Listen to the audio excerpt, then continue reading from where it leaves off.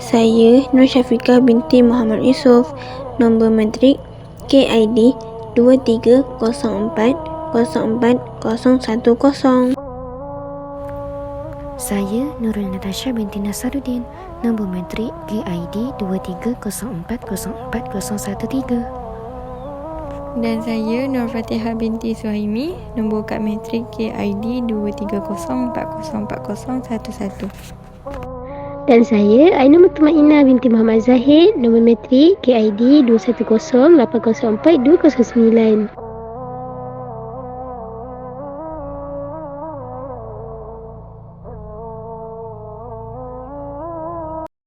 Afif, kamu dah hafal surah Al-Mulk yang Abah suruh? Afif sudah hafal, tapi Afif terlupa. Macam mana ni Abah? Macam mana Afif boleh lupa ni? Semalam, Afif dah habis hafal surah Al-Mulk. Tapi, lepas Afif tengok cerita English, hilang semuanya. Hei anak Abah ni, teringat Abah dekat kisah Imam Syafi'i. Meh sini Abah cerita. Imam Muhammad bin Idris Al-Syafi'i adalah imam besar yang menguasai pelbagai cabang ilmu.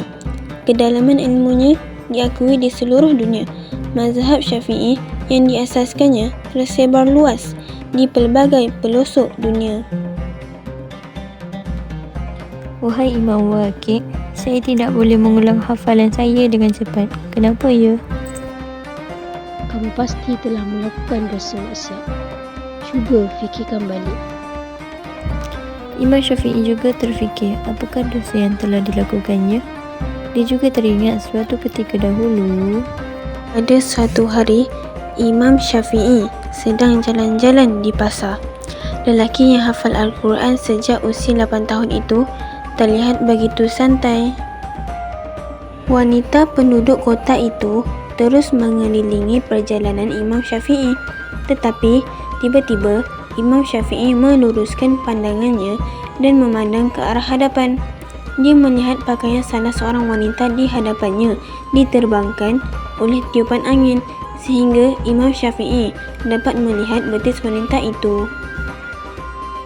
Melihat Imam Syafi'i, wanita itu cuba membetulkan pakaiannya. Menyedari kejadian itu secara tidak sengaja disaksikan oleh Imam Syafi'i yang kebetulan berada di belakangnya. Wajah wanita itu menjadi merah, dipenuhi rasa malu dan bersalah. Imam Syafi'i terkedu. Dari bibirnya tidak pernah terucap kata-kata istighfar. Imam Syafi'i kemudian meneruskan perjalanannya. Dia mempercepatkan langkahnya sambil terus membaca kalimat istighfar. Langkahnya semakin cepat, terburu-buru, sampai akhirnya Imam Syafi'i terus berjalan menuju ke masjid.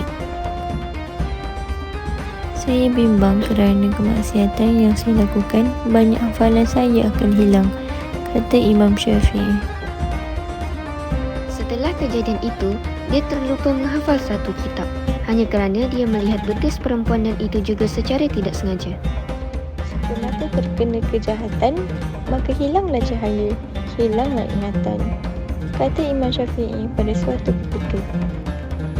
Itulah sosok Imam Syafi'i, seorang imam besar yang sangat berhati-hati dalam menjaga dirinya daripada kemaksiatan. Baginya, kemaksiatan adalah punca hilangnya ilmu.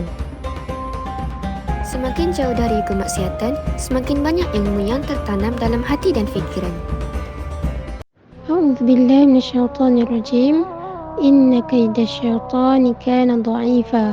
Sesungguhnya tipu daya yakni godaan syaitan itu lemah. Surah An-Nisa ayat 76.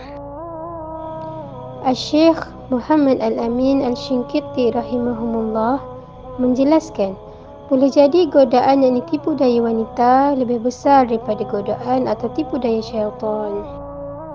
Semoga Allah melindungi lelaki Islam daripada fitnah dan ujian terhadap wanita, kerana ini adalah salah satu cara syaitan menjerumuskan manusia ke dalam lumpur maksiat.